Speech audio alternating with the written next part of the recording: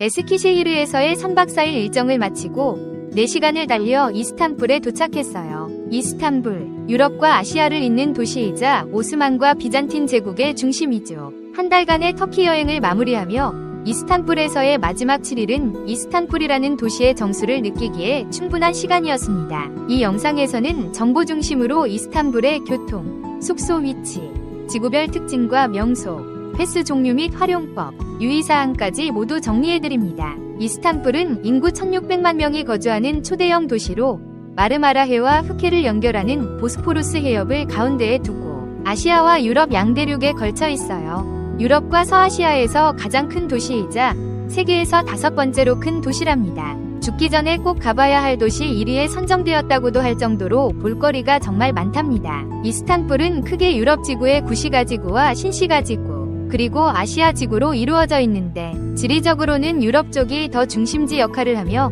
구경거리는 주로 구시가지에 몰려 있어요. 신시가지에도 갈라타탑을 비롯 탁심 광장, 돌마바흐체 궁전, 오르타쿄이 모스크 등 볼거리가 많고 보스포루스 해협 크루즈나 요트 투어 등은 대부분 이 신시가지구에 있는 돌마바흐체 근처 갈라타 항구에서 진행된답니다. 숙소 위치별 특징과 장단점. 저는 먼저 베이올루 지역, 탁심 광장 근처에 있는 숙소에서 하루를 지내고 나머지 6일은 구시가지구에 숙소를 정했어요. 일주일을 도보 여행으로 정한 이유는 초대형 도시답게 높은 인구 밀도와 급심한 교통 혼잡으로 인해 도보 여행이 훨씬 효율적이라는 판단 때문이었어요. 아울러 처음 터키에 입국했을 때 탁심 광장 근처 렌트카 업체에서 차를 렌트했기에 반납도 이곳에서 해야 했던 불가피한 선택이 가장 큰 이유였고 모던한 이스탄불을 느껴보고 싶기도 했고 도보로 이동할 수 있는 거리 내에 주요 상점, 환전소, 식당이 풍부했기 때문입니다. 다음 날부터의 6일간은 역사 유적지가 밀집해 있어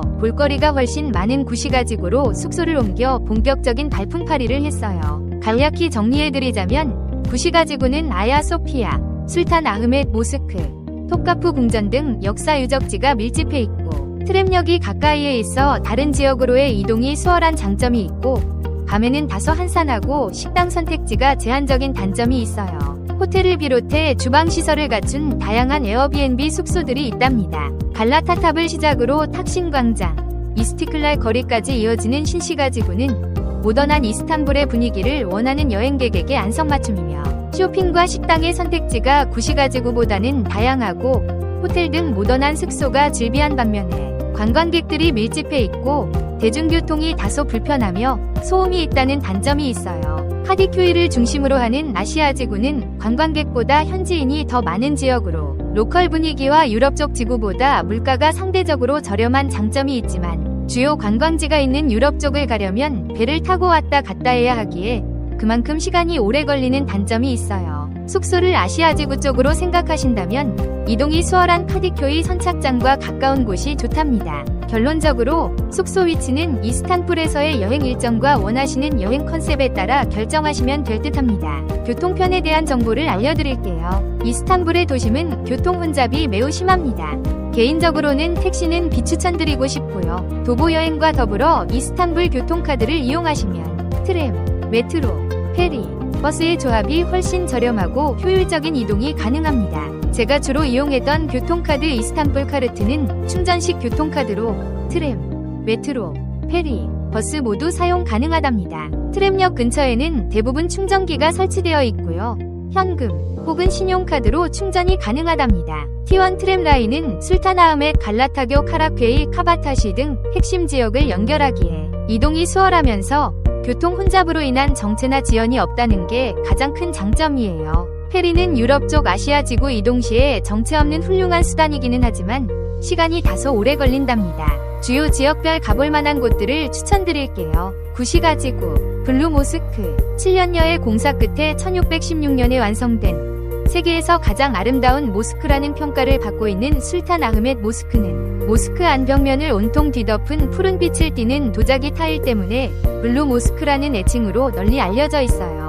전 세계에서 6개의 미나렛을 가지고 있는 유일한 모스크이며 내부에 있는 거대한 돔은 4개의 거대한 기둥에 의해 떠받쳐지고 있는데 돔의 하중을 견딜 수 있도록 육중하게 만들어진 이 기둥은 직경이 5m가 넘는다고 해요. 입장료는 무료이고 관광객들은 지정된 시간에만 입장이 가능하답니다. 물론 이슬람 국가이기에 입장 시에 복장 규정도 준수해야 하고요. 아야소피아 537년 비잔틴 제국의 유스티니아누스 황제에 의해 성당으로 완공된 1000년이 넘는 역사를 지닌 아야소피아는 원래는 동방 정교회 대성당으로 세워졌으나 중간에 박물관으로 사용되기도 하다가 2020년 7월 말에 모스크로 전환되었어요. 아야소피아는 그리스어 명칭인데 거룩한 지혜라는 뜻이라고 해요. 세계에서 가장 손꼽히는 동로마 제국의 건축물 중 하나로 4개의 미나렛이 세워져 있으며 내부에는 옴팔리온, 황후의 로지아, 페르가몬 항아리, 소원의 기둥, 대리석문 등 볼거리들이 많답니다.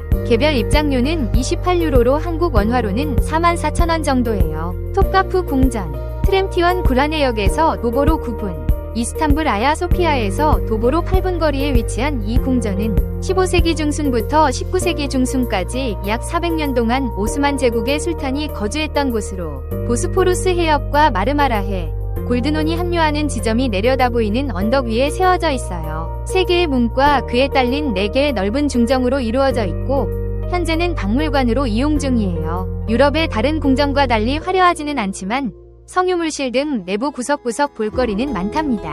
특히 3000년 전에 다윗이 사용했던 칼과 모세의 지팡이가 아주 깨끗한 상태로 전시되어 있는데 판단은 여행자분들의 몫이에요. 여름과 겨울 시즌 입장 시간이 다르고 개별 입장 시에는 입장료가 60유로로 많이 비싼 편이에요. 바실리카 시스턴, 예레바탄 사라이 또는 간단히 지하 궁전이라고도 불리우는 바실리카 시스턴은 동로마 제국 시대의 지하 저수지예요. 저수조는 길이 140m, 폭 70m의 직사각형 면적을 차지하는 거대한 구조이고요. 본래 황실수도 공급을 원활히 하기 위한 목적으로 콘스탄티누스 대제 때에 공사를 시작하여 유스티니아누스 1세 때인 532년까지 진행되었다고 알려진 이곳은 336개의 기둥이 천장을 떠받치고 있는 구조인데 이 기둥들은 대부분 폐허가 된 신전에서 가져온 것이라고 해요. 그래서인지 기둥들의 모양이 제각각 다르답니다. 관광객들을 위해 철제 다리가 형성되어 있어 전체를 둘러보기에 수월하고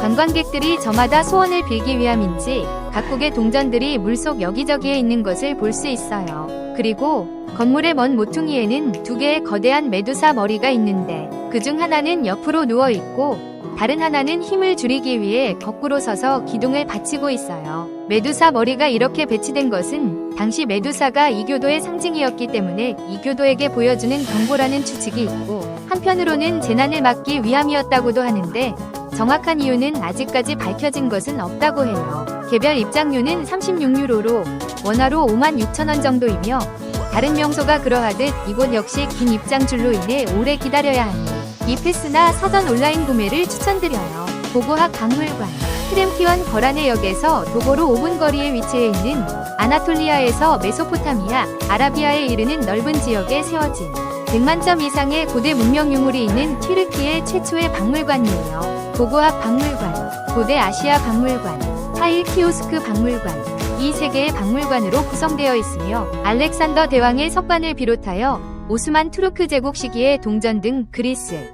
헬레니즘 및 로마 시대까지 다양한 예술품들이 소장되어 있어 흥미진진한 역사를 볼 수 있어요. 이집트 시장, 트램티원 노선 에마누니역에서 도보 5분 거리에 있는 이스탄불의 대표 시장 중 하나예요. 건설 당시 이집트 향신료를 취급하는 상점이 줄을 이루어 스파이스 바자르라고도 불리는 이곳은 그랜드 바자르보다 100년 늦은 1664년에 조성되었다고 해요. 그랜드 바자르와 함께 이스탄불의 대표 시장으로 꼽히며 그랜드 바자르보다 규모 면에서는 조금 작지만 관광객뿐만 아니라 현지인들이 많이 이용하는 시장이기도 해서 터키의 서민 문화를 엿보기에 좋은 장소이기도 해요. 갈라타 다리, 이집션 바자르 바로 앞에 위치한 갈라타 다리는 유적지가 많은 구시가지구와 번화한 신시가지구를 잇는 다리이며 에게해에서 흑해로 가는 물고기들의 길목으로 터키 낚시꾼들이 손에 꼽는 명당이라고 해요. 그래서인지 다리 양쪽으로 낚시하는 현지인들로 밤낮을 가릴 것 없이 항상 북적거린답니다. 터키 서민들의 삶의 한 모습을 엿볼 수 있는 장소이기도 하고요. 다리 아래 광장처럼 조성된 곳에서 일명 고등어 케밥을 파는 가게들이 줄지어 있으니 유명한 고등어 케밥도 한번 드셔보세요. 신시가지구, 갈라타 타워, 카라큐이 지역에 위치한 중세시대의 석재탑으로 골든혼이 보스포러스 해협 합류점의 북쪽에 위치해 있는 갈라타 타워는 세계에서 가장 오래된 타워이자 이스탄불의 상징 중 하나랍니다. 1348년에 지어진 높이 67m인 이 탑의 관람 시간은 오전 9시부터 오후 5시까지이며 탑이 정상에서는 이스탄불의 파노라마 전경을 볼 수 있어요. 입장료는 개별 입장 시 35유로이고 이스탄불 이 패스 소지자는 약간의 할인이 적용된답니다. 낮 시간대에는 긴 줄의 관광객들로 인해 오래 기다려야 하니 오전 일찍 관람하시는 게 좋아요. 이스티클랄 거리 파티흐 지구에서 아타튀르크 다리를 건너 북동쪽 방향으로 있는 이스티클랄 거리는 일정 시간 다니는 노면 전차를 제외하고는 차가 없는 완전한 보행자의 거리로 1.4km에 걸쳐 형성되어 있어요. 이스티클랄이라는 이름은 터키어로 독립을 의미하며 하루에도 엄청난 인파가 방문한다고 해요. 옷가게를 비롯해 악기점, 서점, 갤러리, 극장, 도서관, 카페, 제과점, 식당들이 늘어서 있는 현지 대표 쇼핑 스팟이자 최고의 번화가랍니다. 이번 화한거리에 1724년에 세워진 성 안토니오 성당이 있으니 들러보시기를 추천드려요. 탁심 광장. 탁심 광장은 이스탄불의 교통과 문화, 여행의 중심이 되는 곳으로 옛 터키의 수로가 이곳에서 각각 다른 동네로 흩어지게끔 설계되었다고 하여 분할이라는 의미에 탁심이라는 이름이 붙은 것이라고 합니다. 다양한 상점과 호텔이 광장을 둘러싸고 있어 현지인, 여행객 할 것 없이 많은 사람들이 찾는 곳으로 유명하며 도시의 중요한 교통 중심지로서 지하철, 트램, 버스 등이 모두 이곳으로 모여든답니다. 이 광장 주변으로 수많은 호텔, 레스토랑, 술집들이 위치해 있으며 이스티클랄 거리도 이 광장에서 시작되고 이스탄불 공항에서 공항버스를 타면 탁심 광장까지 바로 온답니다. 현대적 분위기에 번화한 신시가지답게 쇼핑과 먹거리 등 다양한 선택지가 있는 반면에 밤에는 약간의 소음도 있으니 참고하세요. 보스포루스 크루즈 출발지. 디너 크루즈나 선셋 요트 크루즈는 대부분 돌마바흐체 궁전 근처인 파바타스 항구에서 출발하며 저녁 식사와 각종 공연이 포함된 디너 크루즈는 저녁 8시 30분에 출발하여 대략 3시간 4시간 동안 보스포러스 해협의 야경을 감상하며 둘러보는 상품이에요. 저녁 식사와 함께 각종 공연이 펼쳐져요. 이스탄불 이 패스 구매를 하신 경우는 무료이며 픽업과 드롭오프까지 모두 포함되어 있어요. 개별적으로 구매하실 경우 비용은 35유로랍니다. 선셋 요트 크루즈의 경우 보스포러스 해협과 골든혼을 돌며 일몰을 감상하는 상품으로 2시간이 걸린답니다. 계절별로 일몰 시간이 다른 관계로 출발 시간 또한 자주 변경되니 미리 확인하시고요. 비용은 개별 구매의 경우 50유로이며 이스탄불 이 패스 소지자는 무료랍니다. 저의 경우 두 상품 모두 체험했는데 솔직히 더 저렴한 석식 포함 디너 크루즈가 내용이나 효율성 면에서 훨씬 알차고 좋았어요. 돌마바흐체 궁전. 신시가지구에 위치한 프랑스의 베르사이유 궁전을 따라 만들었다는 화려한 석조 건축물의 궁전이며 탁심 광장에서 도보로 20분 정도 거리에 위치해 있어요. 돌마바흐체는 튀르키예어로 뜰로 가득 찬이라는 의미라고 해요. 13년간의 공사 끝에 1856년에 완공된 이 궁전은 트램-T1 노선 종점인 파바타시역에서 바닷가 쪽으로 조금만 걸어가면 된답니다. 입장하려면 보안 검색대를 거쳐야 하고 정문 입구에서 한국어 오디오 가이드를 요청하시면 건물 내부의 각 지점에 다다를 때마다 자동으로 안내 음성이 해당 장소별로 바뀐답니다. 성 내부에서는 일체의 사진 촬영이 금지되니 규정을 지키셔야 하고요. 그럼에도 너무 화려한 내부 때문인지 많은 여행객들이 사진을 촬영하다가 안내요원에게 제지당하는 경우가 빈번하답니다. 관람 시간은 월요일을 제외하고 오전 9시부터 오후 5시까지입니다. 개별 입장 시에는 45유로를 지불하셔야 하며 이 패스 소지자는 가이드와 함께 무료 입장이랍니다. 사파이아 전망대. 탁심 광장에서 버스를 타고 30분 정도 더 북쪽으로 올라가면 튀르키예에서 가장 높은 64층 건물인 사파이어 빌딩이 있고 이맨 꼭대기층에 전망대가 있는데 이 전망대에서는 이스탄불의 탁 트인 360도 파노라마 전망을 감상할 수 있어요. 더불어 이 전망대에서 4D 스카이라이드 헬리콥터 시뮬레이션까지 경험할 수 있답니다. 개별 입장료는 15유로이며 이 패스 소지자는 무료랍니다. 아시아 지구. 관광지보다는 현지인들의 삶을 직접 엿볼 수 있는 아시아 지구는 개인 사정으로 방문을 하지 않았기에 다른 관련 영상을 참고해 주시기를 부탁드려요. 각 입장권별로 장단점을 알려드릴게요. 먼저 박물관 패스입니다. 공식 박물관들은 무료 입장이 가능한 장점이 있는 반면에 박물관으로 국한되기에 민간이 운영하는 명소는 포함되지 않는다는 단점이 있어요.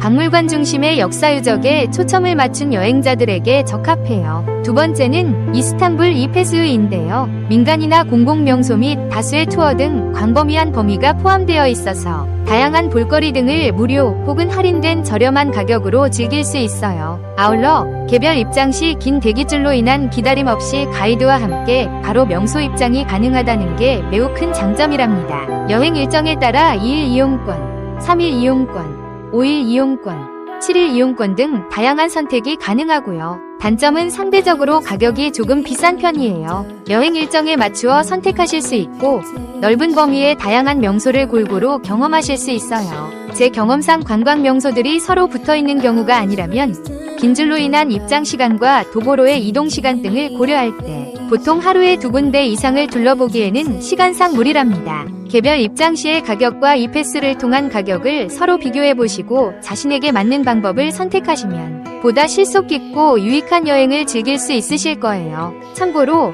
이스탄불 이패스의 웹사이트 주소를 더보기란에 링크로 남겨드리니 필요하신 분께 많은 도움이 되실 거예요. 세 번째는 개별 티켓팅입니다. 이 방법은 여행 일정에 따른 유연성이 있고 원하시는 곳만 골라서 선택할 수 있는 장점이 있지만 전체적인 합계 금액은 위의 두 가지 방법보다 비쌀 수 있어요. 일정이 짧고 명소 중 소수만 방문하고자 하시는 여행자분들께 적합한 방법이에요. 예를 들어 이스탄불에서의 여행 일정이 2일이고 아야소피아, 톱카프 궁전, 바실리카 시스턴, 돌마바흐체 궁전 이 네 곳을 방문한다고 가정할 때 개별 입장 시 1인당 총 169유로의 비용이 소요되지만 이패스 2일권 이용 시 1인당 145유로로 합계 금액에서 4만원 정도의 금액 차이가 발생됩니다. 일정이 더 길고 더 많은 명소를 방문한다고 가정하면 이 합계 금액의 차이는 더 커지고요. 무엇보다도 개별 입장 시 긴 줄로 인해 오랜 시간 기다려야 하는 불편함이 이 패스에는 전혀 없다는 게 이 패스의 가장 큰 메리트가 아닌가 싶습니다.